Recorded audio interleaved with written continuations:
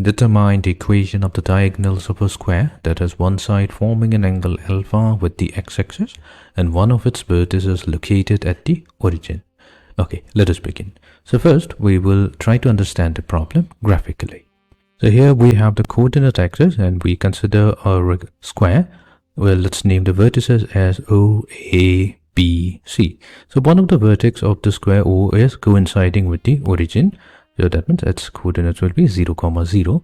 And also the side OA is making an angle alpha with the positive direction of x-axis. Since our goal will be to determine the equation of the diagonals, so let's join point O and point B as well as point A and point C. Now, if we find out the equation of one of the diagonal, we can automatically find out the equation of the other diagonal because the diagonals of a square are equal. Now, let's start with the diagonal OB. Clearly, the OB is making an angle with the x-axis. Now, we know that the angle between OA and OC, that's 90 degree. So this means that if we want to find out the angle AOB, this measure is nothing but 45 degrees because the diagonals bisects the vertex of a square, which means that OB is making an angle 45 degree plus alpha with the x-axis. So let's write it down. And since we now know that the line OB is making an angle 45 degree plus alpha with the x-axis, so we can define the slope of OB. So slope of line OB, that will be equals to tangent of the angle that it makes with the x-axis. So that's going to be 45 degree plus alpha. Now we have the coordinates of point O. We have one point and we also have the slope of the line OB. So here the point O is going to pass, or you can say the AB is going to pass through the point O having coordinates 0, 0, and it has a slope given by tangent of 45 degree plus alpha. So we can find out the equation of line OB by using the point slope form. So let's note down the point slope form, which is given by y minus y1 equals to m times x minus x1. So here x1 and y1 is going to be one point through which the line passes and m is going to be the slope of that particular point.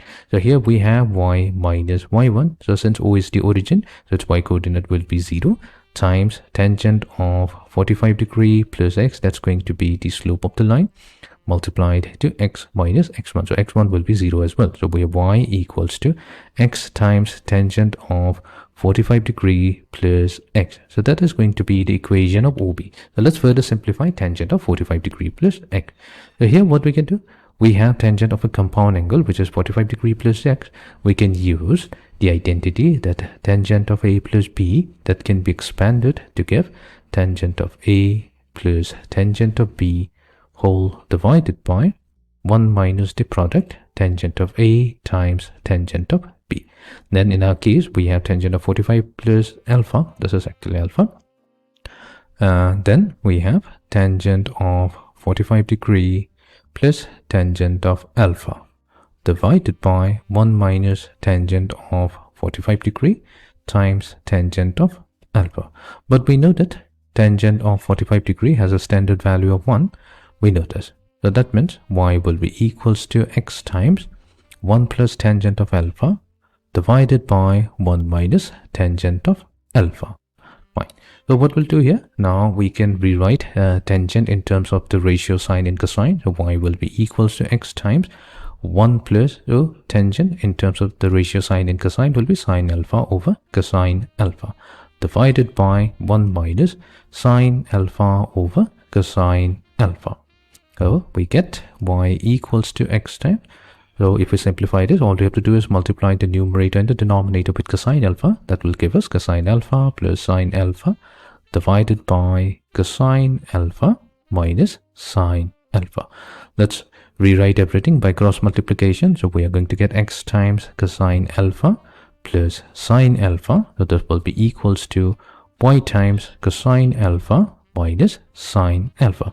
So this is the equation of the diagonal OC. And if this is the equation of the diagonal OC, then similarly we can also define the equation of our other diagonal, which is, so this is OB. So AC is also going to be the same formula because the diagonals of a square are equal in length. So x times cosine alpha plus sine alpha equals to y times cosine alpha minus sine alpha. So that's going to be the required equation of the diagonals of a square.